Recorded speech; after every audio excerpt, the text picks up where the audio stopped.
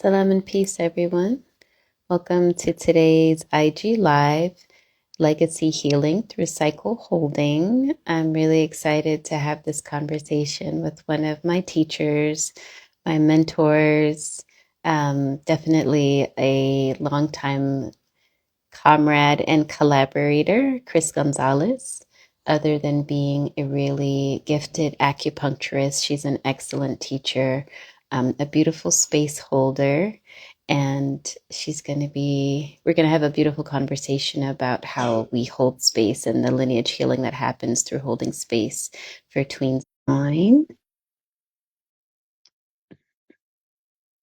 And let's get on live. Hey, good morning. Good morning. Ooh, we're all smiles. Yeah, of course. As always, it's always a pleasure to be in virtual space with you. How are you feeling today? Absolutely. I'm good. Hopefully in person someday, I right? That would know, be I know.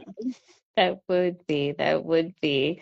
So I was just sharing a little bit about how you're so much more than an acupuncturist. You know, you're such a graceful teacher, and you really make traditional Asian medicine so accessible to so many by really distilling the wisdom and making it really digestible. Is there any other way you'd like to introduce yourself other than being a mom as well?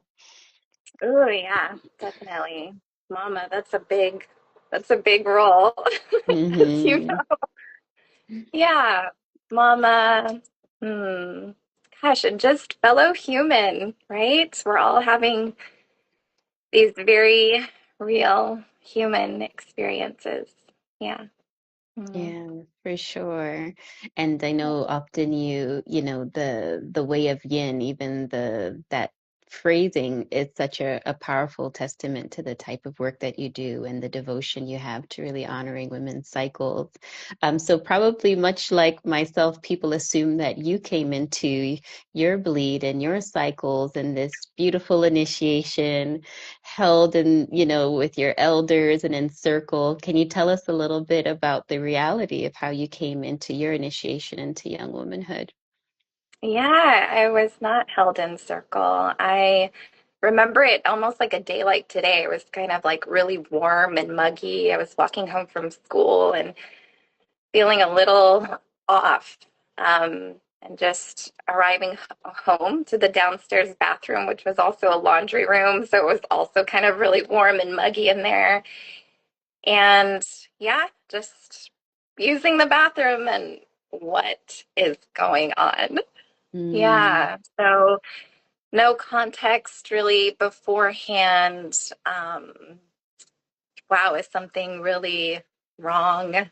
Something, um, like, am I dying kind of a feeling? mm, Yeah. And so to think about how so many young maidens might be also experiencing that same story of just not having a context for understanding that they're going to bleed. And there's lots of feelings that kind of build up around that if there's no mm. context for understanding what's actually happening. Yeah. Yeah, And yeah. especially, if our context for bleeding has always been injury, Yeah. danger, harm. And so it's so jarring when you're like, no, this is a different kind of bleed. This is not a alert, a danger, an injury kind of bleed. This is a life-giving bleed.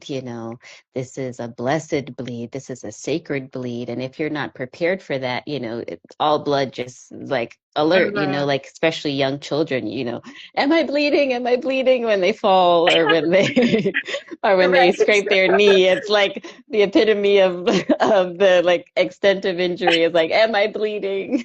Oh my um, I know. So it is it takes such a strong framing and holding before it happens to not get to that panic space, to not think something is wrong, but to realize, oh, something is very right here.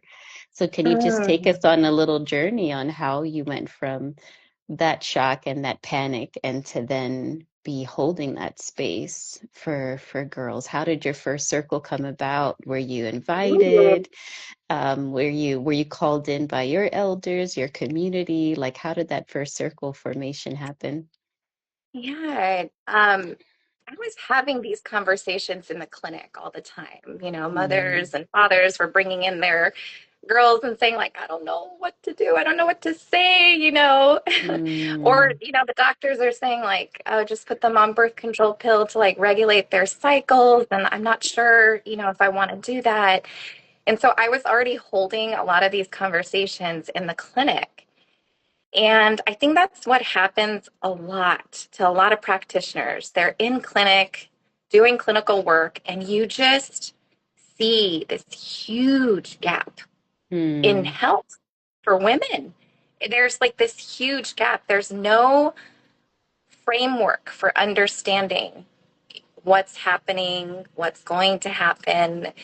Um, and so I infused a lot of education in my sessions. And so that became like a real corner piece. And of course, then I started to kind of share a lot with the public, like, hey, there's a particular context of East Asian medicine that has a beautiful and robust way of just approaching this, not only education and context for understanding, but like, you know, with that understanding, there's approaches where you don't feel like, oh, things are happening to me just because I have this kind of body. You feel empowered because you're a part of something. And so that whole context just really shifts. And so because I started sharing a lot more online, um, I got stopped in Trader Joe's of all places. I was at Trader Joe's and somebody was a beautiful woman was like, "Hey, are you Kris?" And I was like, "Oh my gosh, yes." So it was such a weird moment. But they were asking, "Do you teach around the menstrual cycle for young girls?" I have a 9-year old, and we have this group of friends that always gather together like every weekend, every summer. And we're really interested in maybe holding like a circle mm, to teach them that their menstrual cycles are a barometer of health. And so I definitely got called in, and that's usually how it happens for me. I'm mm-hmm. not like a very kind of like outward person. Um, and so, yeah, the invitation came in and I followed, and it's been so, so amazing to hold these Yeah. circles. Um, there's so much magic that happens in um, the giggles and the questions, and they're so smart. They get it, Yeah. and I think that's kind of the big question is like, oh, that sounds like really young. No, that's when they're really receptive and their Mm-hmm. imagination is so vivid and they don't have as much of um, the conditioning out of like the possibility that they're connected to nature, that they themselves are nature. Yeah. Yeah. Yeah, that's amazing that they were women already gathering and they just brought you in to that conversation. For me, the first circle that I held for, I would say tweens was for my daughter. I realized like she we moved around a lot and I was like, she's about to go through a big rite of passage and where the girls who are going to witness her, we had just moved to Senegal at the time. I knew that her first moon would be coming soon. And so I was like, okay, her friends are scattered about the world. So like, let's bring them together in a Zoom and just start having these conversations. Because one by one, they're going to have their first bleed and they'll have a circle to come back to say, yeah, my time came and to be witnessed and to be celebrated. So it really just started as like a Zoom hangout with her peers and her friends.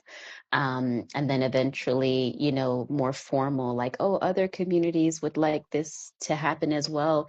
But you're so spot on. I see so much more openness in the tweens than I Yeah. do with the teenagers. So the same conversation with teenagers is just so fewer questions, a lot more hush hush. It's almost like they've already absorbed this weight in the world, like whether it's said or unsaid, it's already really closed up and clammed up like we don't talk about this, like this is not something that we talk about with ease and with openness. So we have to do a lot more anonymous questions. I have to do a lot more like storytelling to open them up. But the Yeah. tweens, the younger, your 9, your 10 year olds, they're just like, is it like pee and poo?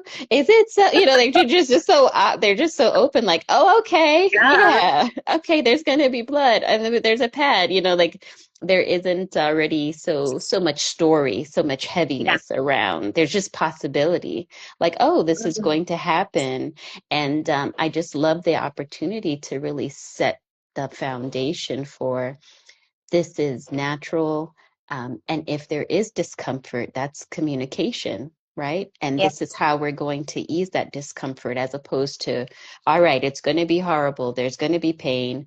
Put the pad on, take some pills, and just, grit your way through it. And then you see, and Mhm. you and I both see what does decades of gritting through just pushing Standing in through there. pain. Yeah, what does that look like 2 decades later, 3 decades later? It's a neglected body that's screaming like at fever pitch to be heard after years and, every month silenced pills, birth control, suppression, suppression, suppression. And so, yes, then we have some really alarming reproductive and gynecological health conditions later on, really alarming challenges around fertility, really rough perimenopause. And we know like these cycles, we can't escape the cycles, right? They No, just, we can't escape the we circle. can't No. escape. Nope, it comes back. You think you've like, okay, I just got through that one, but there's just so much wisdom in our bodies wanting to be expressed and heard. So Mhm. I'm really curious in terms of what kind of legacy healing are you witnessing in the families you serve or even in your own lineage? Like, how is stepping into this work, even though it wasn't the initiation you had, what is it healing for you, or what are you witnessing between the moms and the grandmothers and the aunties and the community around these girls? It's really beautiful. It feels like it heals like back and forwards. It feels very spiral. And so, what I always encourage for circle holders is we are all earth-based peoples. And we have always oriented to the directions, the seasons, the stars. And so there was wisdom there. And so I always encourage like seek your lineage. Mm, What was the education in the circles before it got severed? And so it's mm, been really amazing to hear the discoveries. Um, Sometimes it's not available because maybe the maternal lineage is not around anymore, um, but that the lineage itself the lineage itself, like there's still like available exploration. So that's been really cool to witness, kind of a reclamation of like, oh, this has always been here. It just maybe got unweaved or untethered. And so now they're weaving it back in. So mm, that's really beautiful. yeah. Um, and I think also too within the circles, like just the tuning in that happens with the moms and the aunties and grandmas, they're like, what? No. Like that kind of thing. It's like, I wish I had learned this sooner, you know? Mm, And so almost kind of using that grief as a passion to be like, I don't mm, want any more maidens to show up in like shame and all of this burden of like what it means to actually be in their bodies and more like kind of reclaim, no, I'm actually a part of something. mm, um 50% of the population, something, you mm. know. I have seasons in my body, something, you know. Yeah.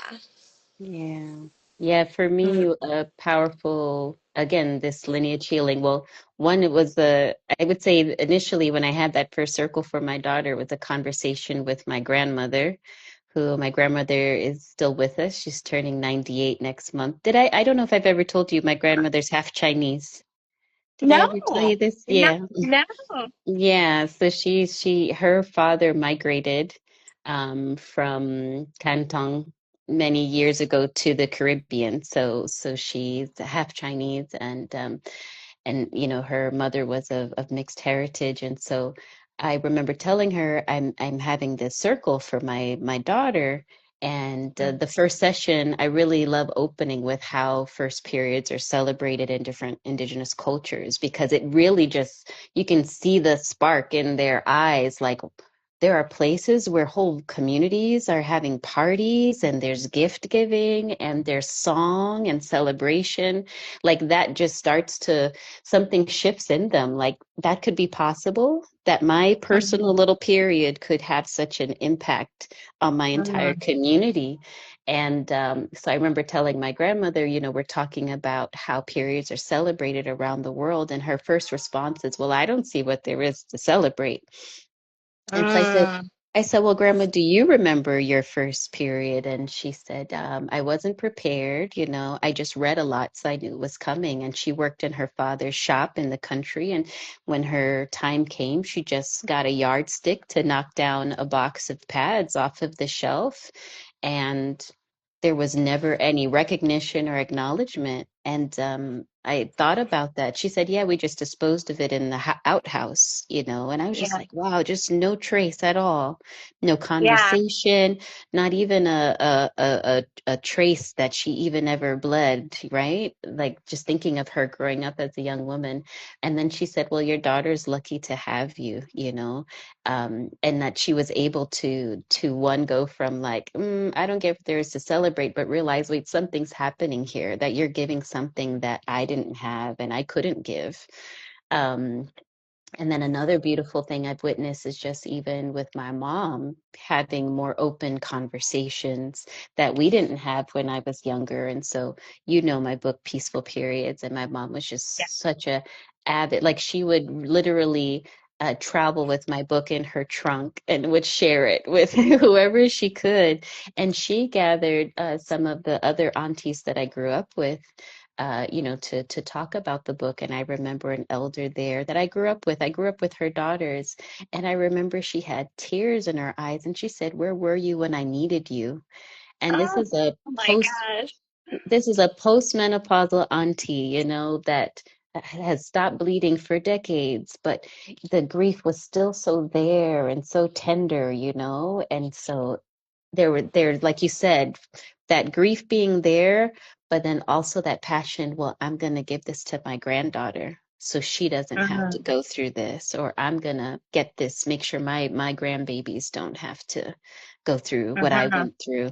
And so, yeah, really, we're holding space for the girls, but also, the moms and the aunties and the grandmothers who were never held. And sometimes they have the same exact questions, which I find so I know. so fascinating. It's like across the timeline. It's like, wow, we're asking pads or tampons, like, there's still the same, some of the same questions across the age span, which is really, Mhm. really, I think, again, just is a testament to like so much unheard, buried, unsaid, unspoken, information that we were so hungry for, that there's so many women are so hungry for, and just didn't have a safe space to even put them out there, other than like you know, a Mhm. clinical understanding. So, and in a space where you can talk about something as personal and intimate, because most people are only sharing this with a medical provider, right? So to Right.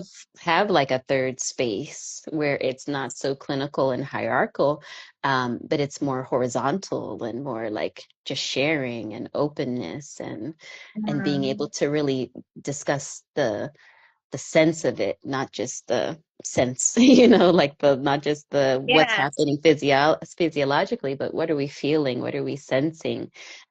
What's coming up for us, our observations. absolutely. Yeah. Yeah. So I'm really curious to hear. I know that you've been doing your Maiden Moon mentorship for several Mm. years now. So tell us about your upcoming iteration and, what are you seeing? Like, what's happening? What's coming up? What's been happening? Tell us a bit about how you're mentoring others to hold that space. Yeah, it's definitely been an evolution, and I'm always a proponent of, practice over perfection. Otherwise, we'll Mm, never, create anything. yeah. Yeah, so at first it was also an invitation like, do you teach like people how to hold circle, in their communities? I'm like, yes. Like, let me create. So that's how that happened also. And then through the students that have signed up, I learned so much. And so it Mm, just evolves. And so it feels very much like a co-created mm, project. yeah. Um, Yeah. And so, yeah, the enrollment expires today. We have an intimate group and a very lively community where we're just kind of sharing and chatting about things and sharing ideas of how to kind of network within our own communities, homeschool groups, after school programs, Waldorf schools, churches, yoga studios, like whatever. Um, Maidens are everywhere. Hmm. They are everywhere. And Yeah. so there's no lack of the web. The web is there. It's just like tapping into the web in your community.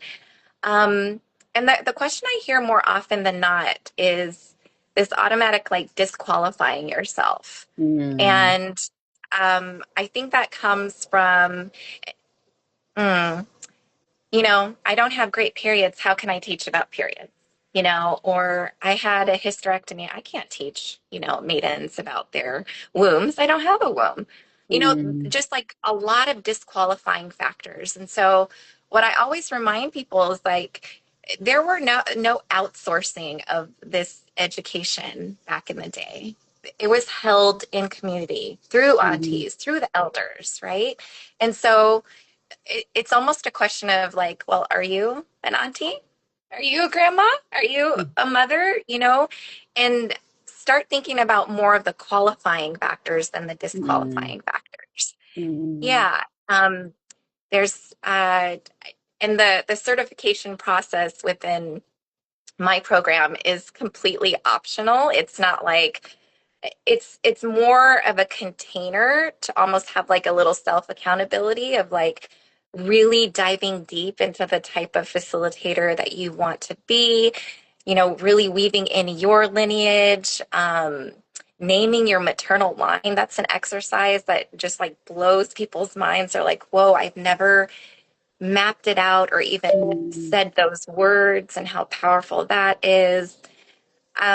Yeah, so it's something that I offer annually, and I always like to think that I'm like this small kind of ripple in the pond. And so, with you being part of that ripple, I love seeing how it just expands and ripples out more and more. Mm. Um, yeah, so you share about what you're offering. Yeah, so the Peaceful Periods book has been making its way around the world, which has been such a joy, and it's been in book clubs, but I'm still finding again these disqualifiers like I don't know if I'm the one, or I'm still working through my own period story and my own reclamation. And so it really came, for me, every postpartum, comes with some very powerful lessons and medicine.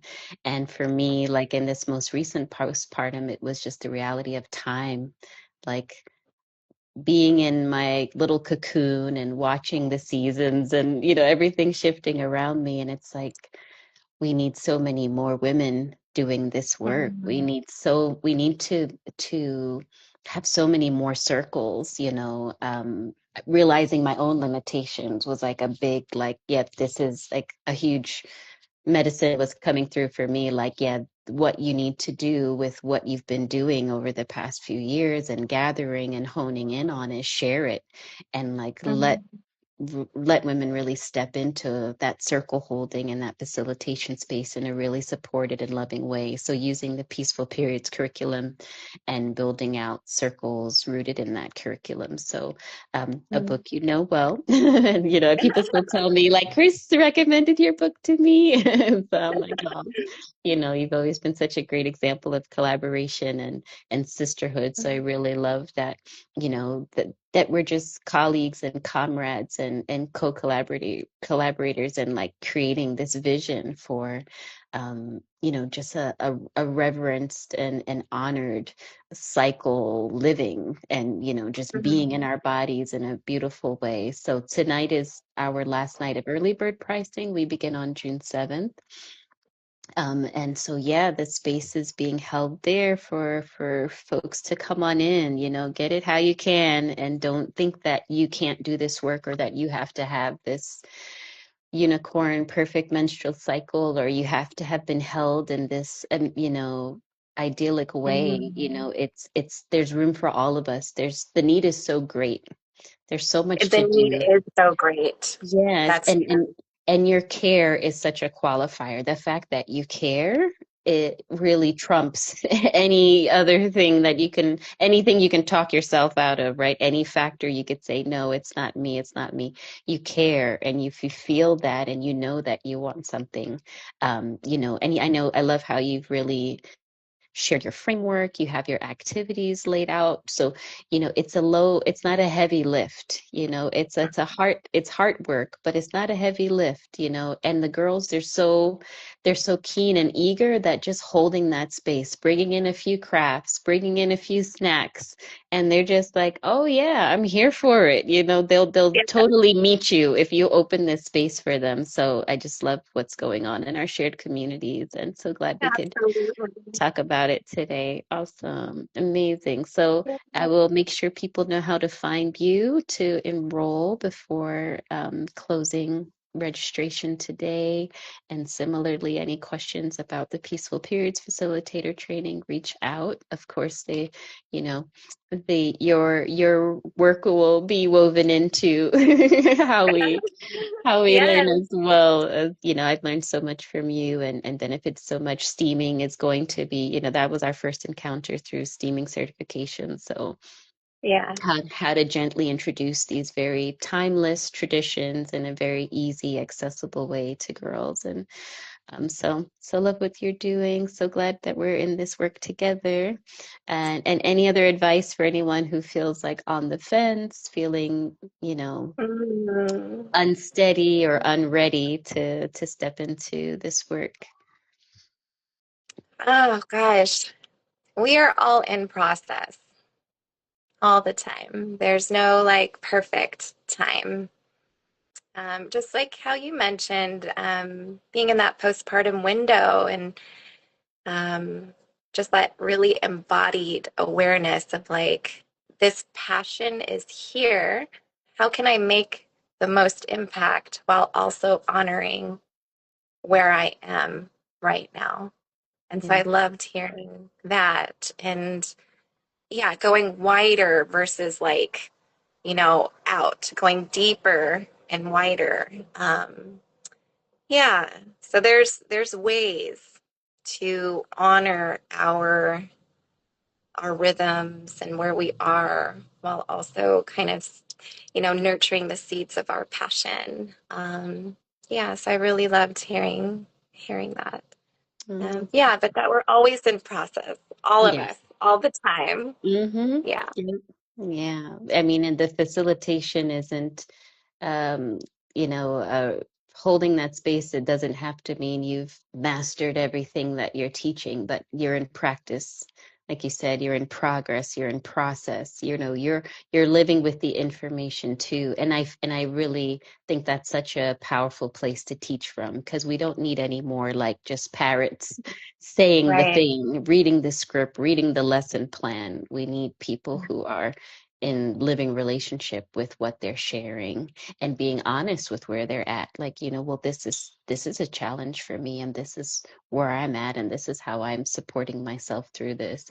And I think that's what our girls need to see, our maidens need to see that too.